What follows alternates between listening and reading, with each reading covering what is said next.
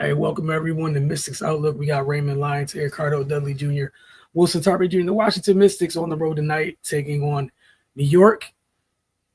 We saw the Liberty's depth shine in this one. The reigning champs, they're still getting bodies back and whatnot. And we saw kind of like the folks near the end of that rotation and possibly have a chance to make great contributions during another postseason run. We saw that on full display in this one. We saw Washington Sonya Citron had a hell of a first half, and then we saw a championship contending team give her the attention you should give someone who's going off for the other team. And Washington, I'll let you guys get into it. Ray, we'll start with you and then Cardell on a tough loss for Washington. And again, just a great display of depth by the New York Liberty. Yeah, they just let go of the rope in the second half, man. Nothing went right. Defensively, they just look out of sorts. I think the Liberty scored on three consecutive possessions, just on backdoor cuts. You can't just you can't be that out of it in a game like this. And they had the chances. I think I looked at the score. They were down 5. Then I blinked and they were down 18. It was just a multitude of things. The Liberty were getting to the free throw line very frequently. The Mystics only shot 6 free throws throughout the entire game. The Liberty shot 28 and made 23 of them. And they also beat the Mystics at the 3-point line, 10 for 21 for the Liberty, 5 for 24 for the Mystics. And Mystics shot 41% from the field. Liberty shot 50. So, yeah, just that type of offensive ineptitude and mixed with the defensive lapses. And this type of game you want to get.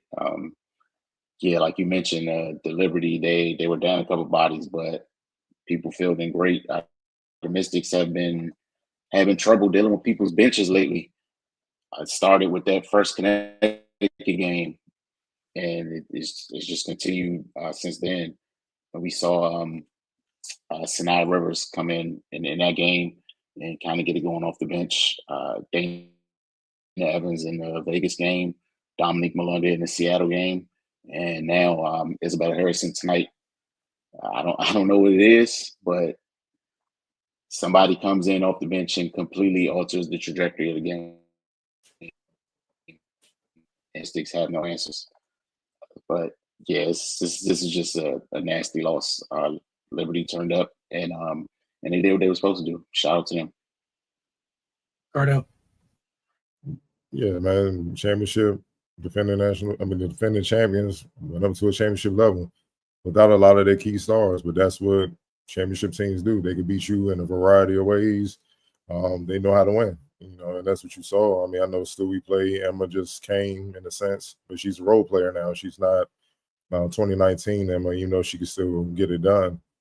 They pretty much got beat, by the role players from the Liberty, giving them reps, giving them stronger as they made sure their stars are healthy, but also trying to get Stewie in rhythm for the playoff push. They know what time it is, and that's what you saw tonight. You saw another team, the Mystics. Like I said, last episode, the eye in the draft. It's time to start scouting. You know what I mean? Because losing streak that they on, which is now 5, pretty much just secures that they're not gonna get in. A miracle will have to happen, for them to even get a shot at it. So, but really, they lost in that third quarter. They were in the game at halftime. Sonya was cooking. 15 points, insane efficiency. And the Liberty was like, all right, let's stop playing. And that's kind of what happened. 12 points in the third from the Mystics. They held them to 29% shooting from the field, 0% shooting from deep, 2 of 2 from the line. They had 5 rebounds and 3 turnovers. They almost had as many turnovers as they had rebounds, just pure dominance. And the sad thing is, Liberty didn't shoot well that quarter. They shot 35%. Just balanced that. They just got to the free throw line, and they was 9 of 12 in that quarter. 9 of their 19 points came from the free throw line, and then the fourth quarter, it was just a wrap after that. They got a rhythm from the free throw line, and they got it going. You know what I mean? Just pure dominance, bench points, 35-18. points off turnover. You know, the Mystics didn't turn the ball over a lot. They had 12. They did a great job not turning the ball over. 12. The Liberty still scored 24 points off of them. So that means the Mystics didn't get back at all. And you know, when on the road and it's almost playoff time, and what makes it disheartening. Look, if John Quill and Ionescu, Cloud, and all them played, you can somewhat understand it. Nah, man, you be playing against the reserves.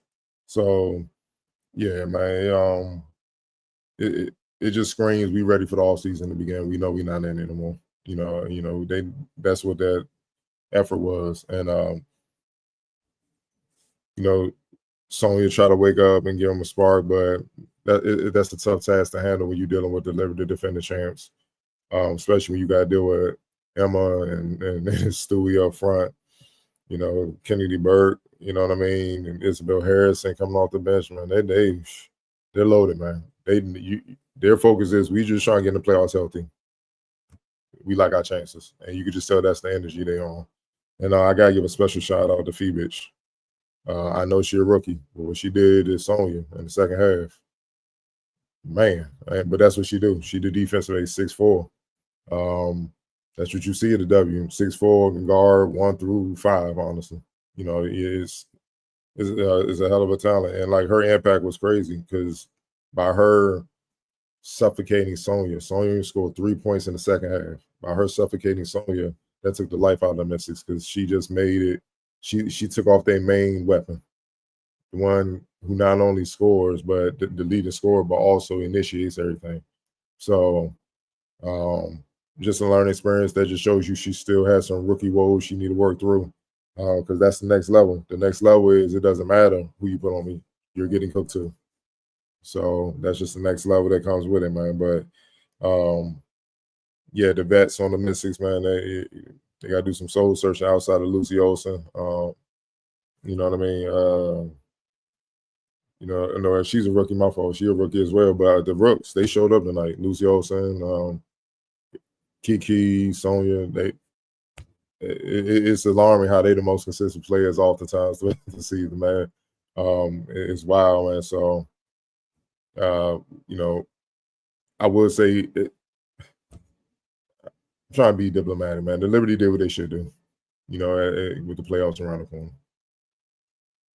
Yeah, I don't have too much to add. Like you guys said, they're gearing up. It's the easiest way to say it. We saw the Liberty turn up, and like you said with Fibich, that's a hell of a weapon that you have at your disposal to deploy in that manner defensively. You talked about her measurables and why. That was one of the things that made it not fair last year was Fibich and Benaja Laney. Like those are X factors on steer. Like it's almost disrespectful to call them X factors. That's just you have an embarrassment of riches at that point. Like those are however many teams there are in the league. Take them off the Liberty. There's not that many other teams that are coming off the bench on. Like those are two very good players, obviously. Benaja's not available, but Fibich, Cardell, you talk about her impact. Plus 17, 1 for 3 from the floor.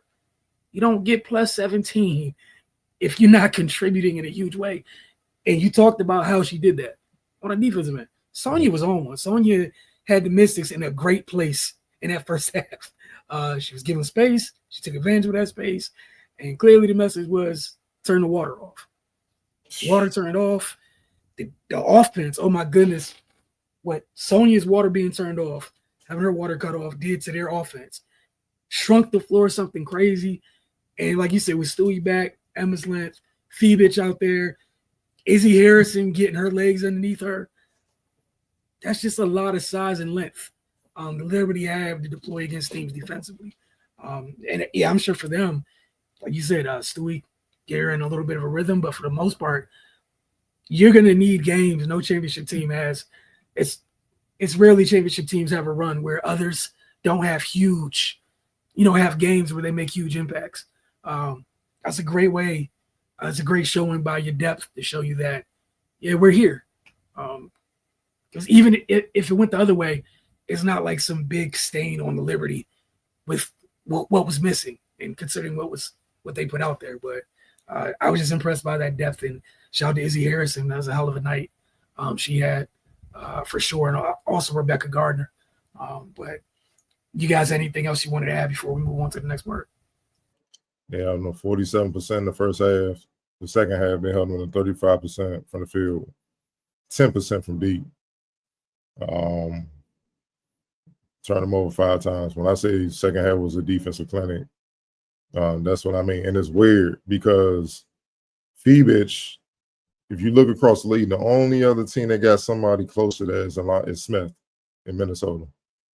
Like 6'4" that could clamp down 1 through 5, could hit shots and make plays when needed. They play their role, but they could do other things when needed. You know what I mean? And that's the dangerous part.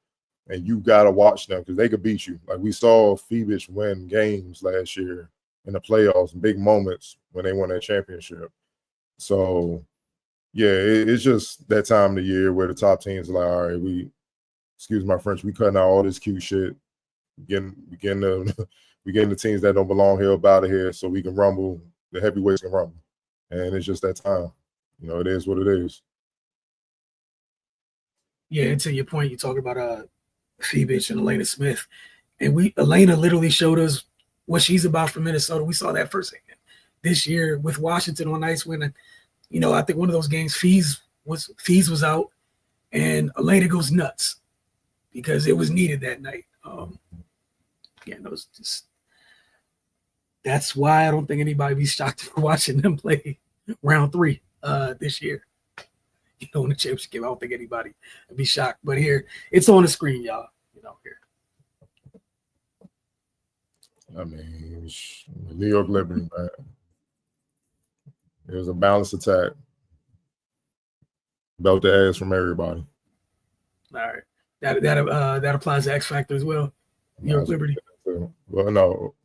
Whoever made the adjustment, that's the X Factor to get on Sonya. I don't know if it came from the coaching staff or he just raised her hand and said, I got her. I got the rook. She getting out of hand. Whoever said, Phoebich, you go get on Citron, that was the X Factor. And we will find out on post game. Hey, look, no arguments there. We got a couple comments opposing here, 11T. Typing away. Here we go. This is why you guys were talking. Not existing defense.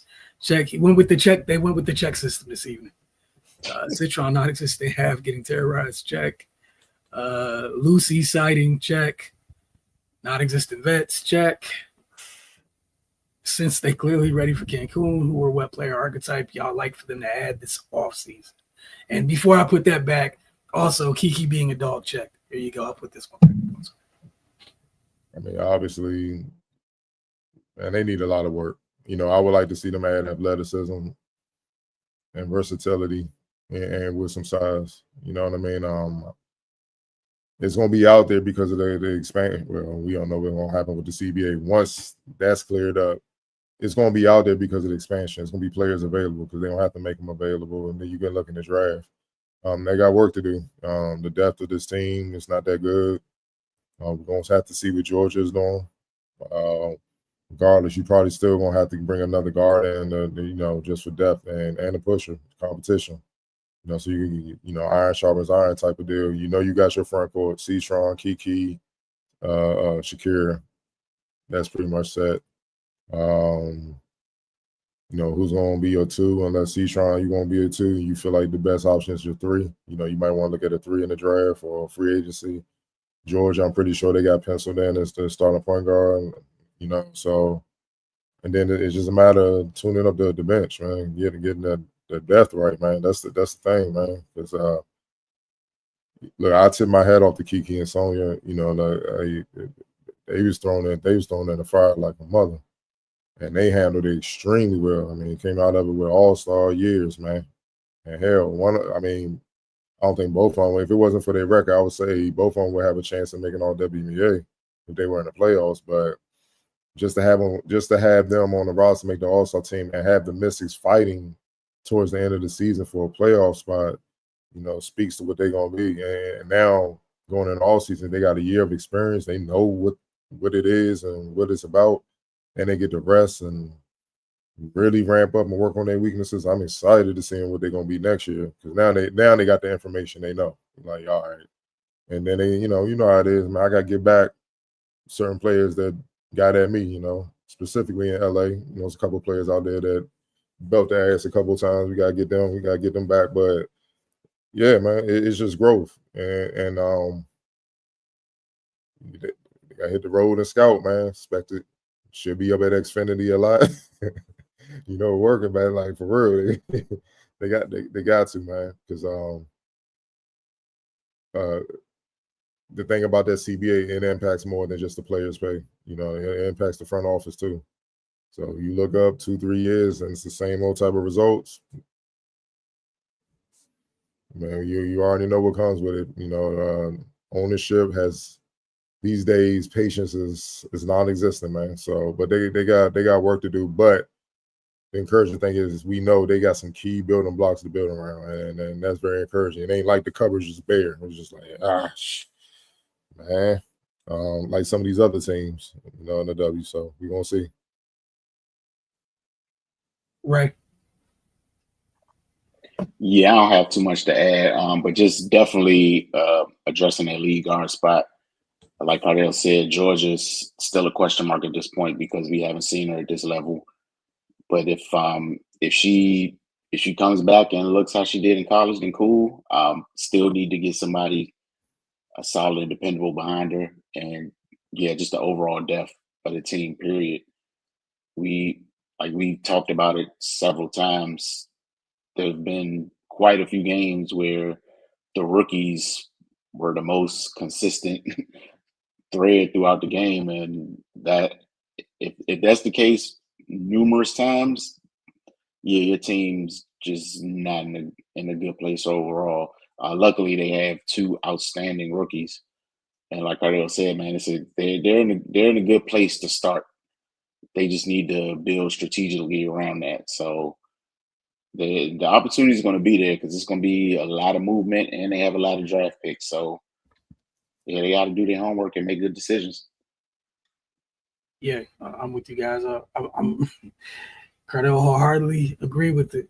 Up the athleticism on the perimeter is crazy out here in the W these days. It's nuts. We see that on a nightly basis. We just finished talking about Phoebich, that they get to deploy on the wing as they see fit. And if they need, they can deploy her somewhere else as they see fit. Minnesota, Lena Smith, they got Jessica Shepard to move around. Like so many of the top teams have so many versatile pieces. You can look in Atlanta, right? They're led by those are two huge wings that they have. And most teams have issues figuring out what you match up with them as. An advantage on most nights, it's Ryan and Alicia. Because teams don't exactly have what you need to match up, literally match up with them man to man, woman to woman. But yeah, just up the athleticism and man, the depth, man. We've been screaming about it. We've been talking about it almost like maybe the last month of games. Like every other game, we're watching another team decide a game because their depth comes in, and Ray said it earlier this evening, completely changes the game. They got another 3 firsts, obviously. I'm not expecting lightning to strike twice where you're gonna hit grand slams like you did this year with that group. Obviously, Georgia's still to be determined, but the great thing is you don't have to. You just have to find people to fit around them. You don't have to replicate this. You just need to find people to fit with them. So we'll see what ends up happening. Go ahead, Cardell. You want to say something? Based on the records right now, I'm looking at mock drafts for the W. Based on where they stand right now, obviously we don't know where it's going to end up until the end of the season. But the Mystics are projected to pick Flo J. Johnson 4th, Chloe Kiss 8th, and Kiki Rice 11th. That's a hell of a come up, man. Hey, man, look, all I'm saying is if they happen to work just like that, I don't care the order. I'm not saying y'all cooking whoever. Hey, we back in business, baby. Hey, man. Every box that we just took, every box is checked with that group. That's all I'm saying. Hey, dog. I saw that. I was like, looking like Gary Payton and that mean, like, okay, yeah, they back, man. It's on. It's on. Like that first look, projected first round picks. Man, that John loaded. You got Betts, AZ Fudd, Olivia Miles, Flo J, Lotson from South Carolina, Hey, but fam, people may not know about her. She's from overseas, Valencia. Gianna Neepins from UCLA, Chloe Kiss, Garzon from Maryland. She projected to go out. McMahon, man, look. Lega Walker from UCLA, Sarah Williams from UConn, Ashlyn Jackson from Duke. Yeah, man, they got them three. Just saying, you don't have to hit it out the park. You just have to check boxes this time around, and it's available to you. Other teams gotta swing. You don't have to. You don't have to knock it out the park, man. Get on base 3 times in the first round, and you can get out. Man, that's the case. Man, I want to come to the practices. I know practices gonna be crazy. Like, yeah, I ain't coming here to be a backup, dog. Man, you know how Flo J get down. Nah, I mean, I know you were all-star, but I used to cook you in college. Don't get it twisted. Ain't nothing changed. I just stayed. I need all of it, regardless of who the 3 people. I need all of that energy. We can mix and match the people. I don't care. Also, the other thing that I'm happy about is some of the guards coming out, whether they play the 1 or 2, they're bigger guards. So my whole thing is, no matter what happens with Georgia, let Georgia be the smallest guard on the team. Like, up the size along the roster like other teams have, and I'm cool with that.